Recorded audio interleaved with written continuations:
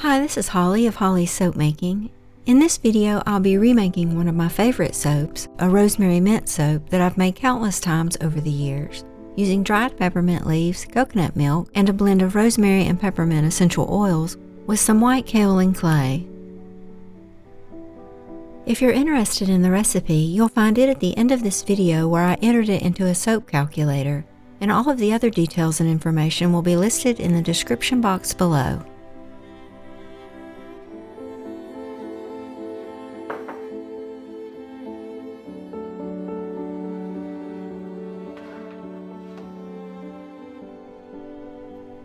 When I add peppermint leaves to my soap, I like to steep the leaves in hot water for a few minutes and then allow them to dry. This will prevent the leaves from bleeding into the soap and leaving brown halos around each leaf. However, you could absolutely skip this step and just add the peppermint leaves straight from the bag. If you do decide to steep the leaves, you could also use the peppermint tea as your liquid requirement for making the lye. Since the leaves are purely decorative, I just prefer doing it this way, but I'll link a couple of great articles below showing these other methods.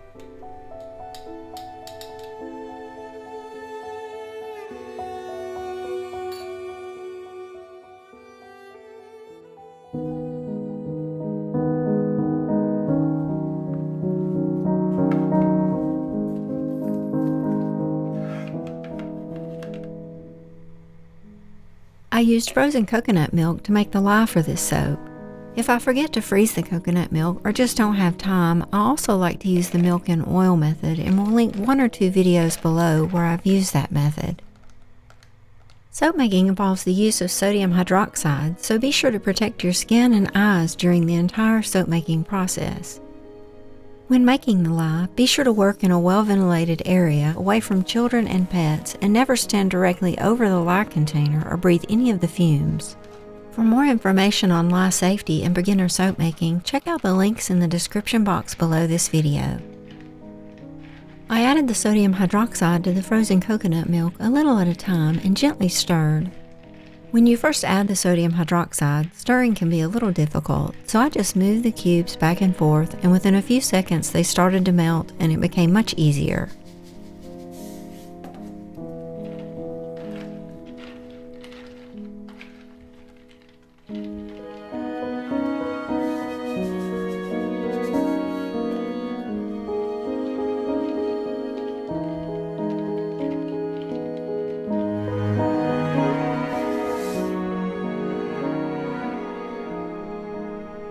Once I was sure the sodium hydroxide had completely dissolved, I set the lye aside and measured out the oils and butters.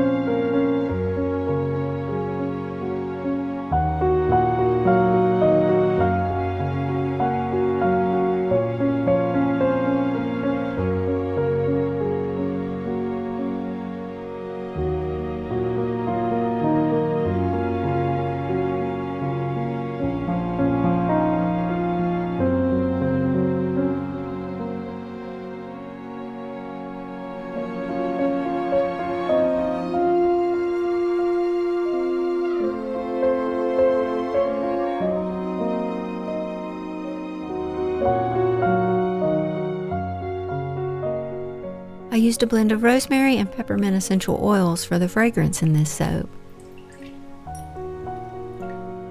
I also added my kaolin clay in this step by blending it into the essential oils. However, you can add it directly to the recipe oils or later into the soap if you prefer.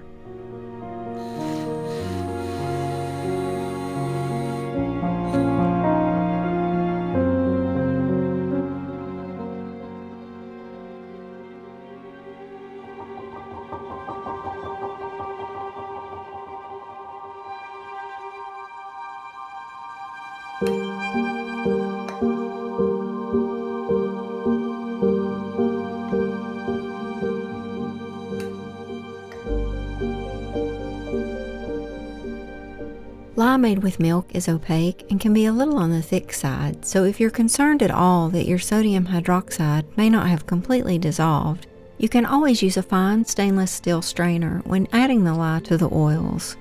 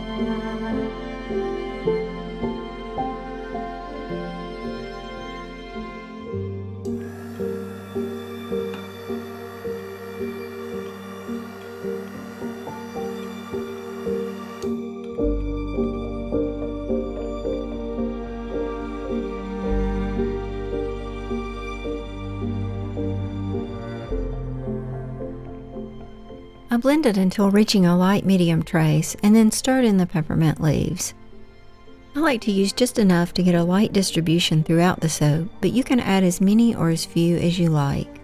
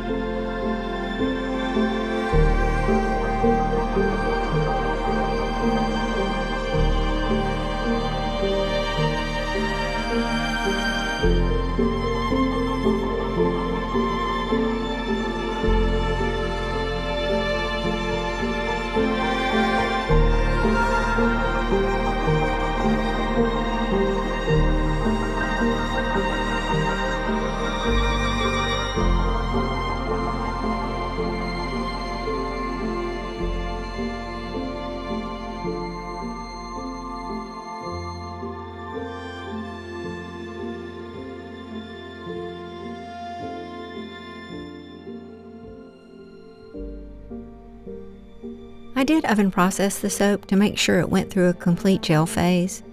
If you'd rather prevent gel phase, I recommend placing the soap in the refrigerator overnight and then waiting for a few days until the soap is hard enough to unmold.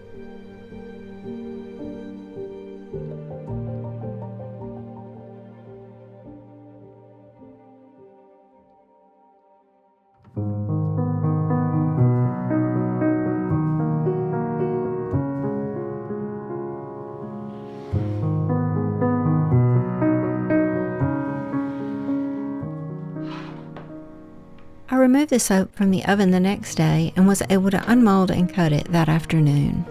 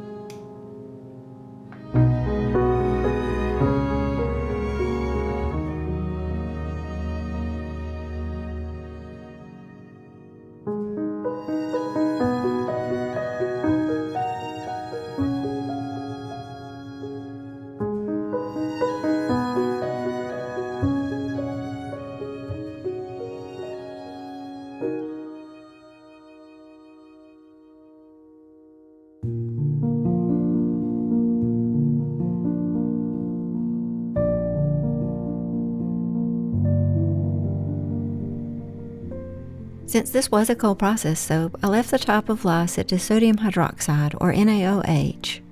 My recipe oil weight was 1,300 grams. My lye concentration was set to 35%, which means my lye solution consisted of 35% sodium hydroxide and 65% coconut milk. I set the superfat to 6%, and my fragrance usage rate was 30 grams per kilogram.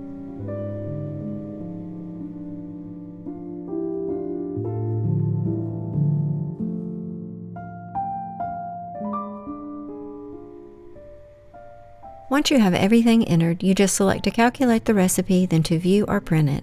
SoapCalc will give you a really nice listing of all of your ingredients, including the amount of sodium hydroxide required to saponify your oils. Thank you so much for watching, and I hope you found something useful here to help you in your soap making.